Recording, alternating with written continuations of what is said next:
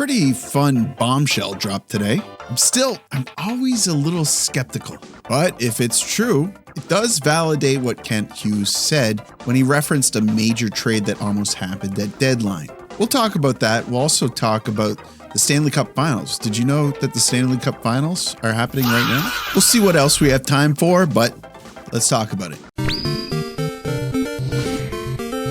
But I got a specialty dessert that's real good. I can make it. You gotta nice get her there first. Have you been watching the Stanley Cup Finals? I know these aren't the two most popular teams in the NHL right now, but this series seems to be making for some interesting hockey. You know what? I don't really like either team. I like some of the players, but I like NHL hockey. And being stubborn and not watching this series is like, it's not helping the league out by doing that. Anyway, I'm watching now, and the Canes just tied it at 2. Vegas went up early on in the game. We'll check back in on that as we get further in this video. First of all, I just want to say thank you to the community. Thank you so much for your continued support. The last video did great. Thank you so much for your response on that video. Really interesting comments. In that video, I was kind of daring Sportsnet to come back at me with anything. But Kipper and Bourne, I mean, they've been at it for a long time. They're pros. I think they can handle a little bit of criticism if anything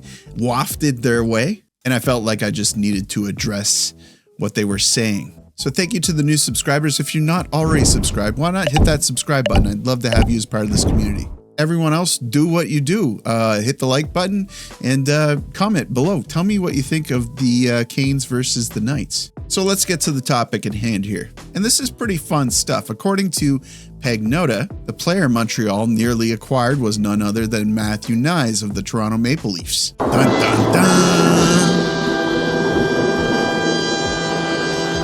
Yeah, the guy who a lot of people theorized that it could have been. Turns out that was the target, according to Pagnotta. But not only that, he claims the Canadiens and the Leafs had essentially agreed to the deal. And that deal was Zharovsky, another prospect, and 2 first-round picks. Needless to say, the Leafs and Habs communities picked this up and lost their minds about it on social media. But before we start imagining Matthew Knies wearing a Canadiens jersey next season, I think there's some important points that I need to make here. And I'm sorry to throw cold water on this one, because this report, it truly is fascinating. It would be a groundbreaking trade. And it is believable in some ways, but it's also coming from a source that has had some notable misses in the past. And there are a few things about the story that deserves a closer look and, tempering of expectations. So let's break it down. First, let's talk about the trade itself. If we ignore the source for a moment and just look at the concept, does this sound like something that Kent Hughes would be interested in?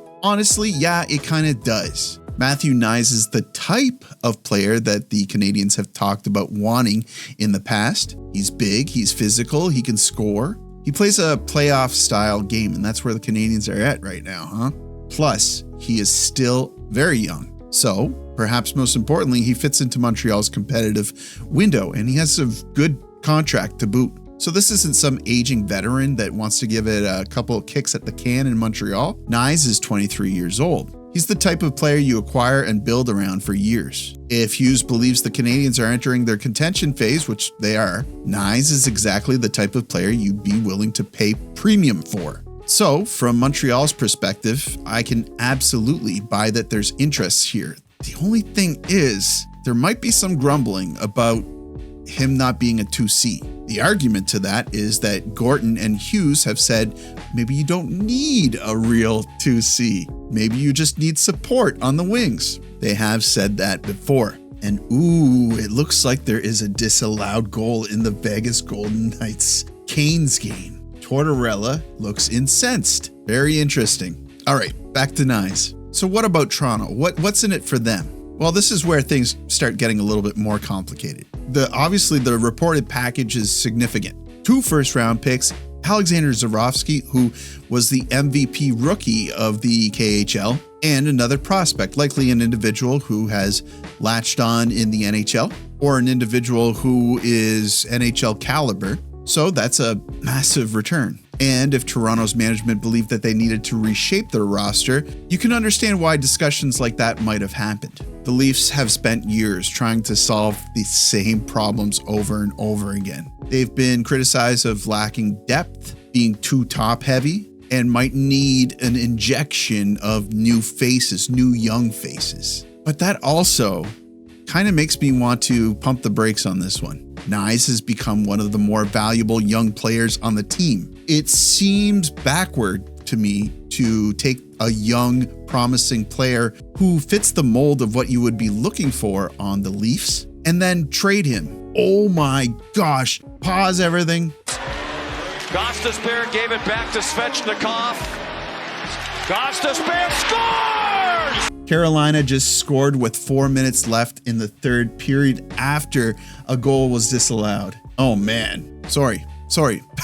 Back to the topic at hand. So yeah, I don't know if it makes sense for me that Matthew Knies would be the individual on Toronto that they wanted to ship off. Listen, I don't know what the locker room looks like inside Toronto, and I'm not a hater, or I don't know, I'm definitely biased, but as an outsider looking in, although he has been an integral part of the team, Austin Matthews, I think he's got stink all over him, but he's obviously a superstar in the league and he would fetch a bunch of new faces. I don't know, take that one with a grain of, that might be a very hot take. Regardless, the source of this information is David Pagnotta. Now, before anyone gets upset, Whiskey doing another hit piece, I like Pagnotta. I think he's really good reporter, and I think he's a good insider. He usually takes responsibility for making bad calls, but he's broken really big NHL stories before.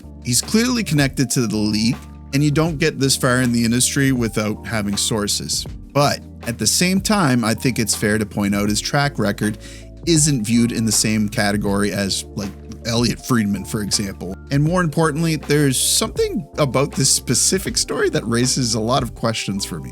Just earlier this year, Pagnotta publicly expressed skepticism that Matthew Knies was the mystery player involved in the Montreal nearly acquired trade. He said that he didn't believe that Knies was the guy. Now, just a few months later, he's reporting that, yeah, he was in fact the guy. And not only that, he knows the entire framework of the deal. I don't know, maybe that's just me again, but it feels like, did his sources change? How did he get that new information? Or was the original information wrong or just guesses? I guess we don't really know, but when a reporter moves from skepticism to certainty in a relatively short period of time, I think it's fair for people to ask some questions. It's not attacking the reporter, I wouldn't say, because as hockey fans, we know how rumors work. Sometimes they're accurate, sometimes they're partially correct, sometimes they're fully BS. And then the other thing, this might be the conspiratorial side of me, but why are we hearing this now? Seriously, think about it. If this deal was so close at deadline, why is the information becoming public now?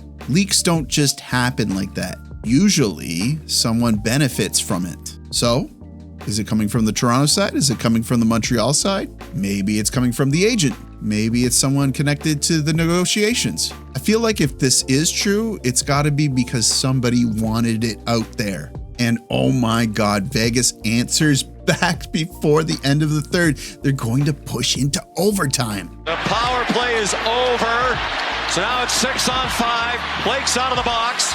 Marner sends it toward the net. They score! I'm not even going to have to touch on this game by the end of the video. I'm just going to give you the play-by-play updates as I'm recording. So if this rumor about Knies is true, who benefits the most about leaking the information? Could this be positioning ahead of negotiations in the summer? We all know that Tree Living is no longer installed in Toronto. Could this be Montreal saying that, hey, we're serious buyers right now, so if you're serious sellers, here's what we got? Or could it be Cheka saying, hey, we didn't make this dumb move, and you can trust us not to be trading Matthew Knies, someone who could be a franchise player for Toronto? Or is this just somebody telling war stories because nothing really matters anymore and this trade isn't going to happen? It's impossible to know. The other thing is the silence is so loud. This came out, usually when something like this comes out, yeah, other sources will say, yeah, it's true. Other insiders will say,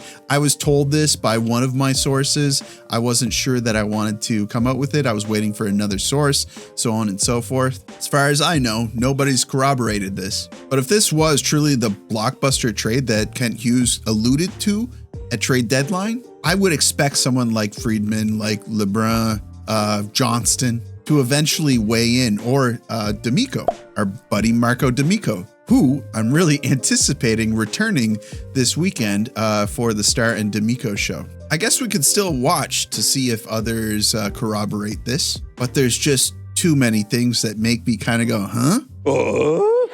Didn't even mention that, of course, they're division rivals. Usually don't see teams trading like that within the division. So where do I stand on this? I think it's possible. Parts of it make sense. I think Montreal absolutely would have been interested in Matthew Knies, but I also think the source deserves some scrutiny, especially given the previous comments questioning whether or not Knies was the player that was involved. And for now, I'm treating this as a fascinating report that is not confirmed. And honestly, the next few days are going to be interesting because if other insiders corroborate this story, then we're talking about a really big miss for Hughes, but clear demonstration that they're willing to play the game and they want someone top 6. If nobody else corroborates this, this is going to be one of those misses for Pagnotta, a rumor that generated a lot of discussion but was never verified. Either way, I thought it was great conversation. I thought I would do a video on it because I want to know what you think. Let me know in the comments. Do you believe the report? Do you think Knies would have fit on the Montreal Canadiens?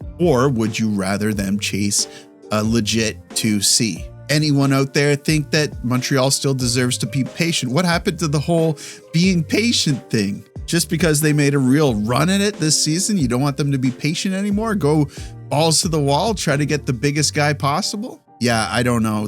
Part of me says that too. And do you think that this is a deal that could be brought up again, revisited in the summer anymore? Or do you think Chaika wouldn't entertain something like this? Let me know down in the comments. But in the meantime, this is perfect timing. We have a tied Stanley Cup Finals. Diagonal for Aho. They'll go back and forth with it. Aho along the right wing boards. Back up top, it's Gostisbehere. Send it cross shot. Game over! Seth Jarvis wins it in overtime! They're making a series out of it. And the guy to do it was exactly like the one player that I really like from both teams. Pretty cool way to end it. And a cool way to end this video too.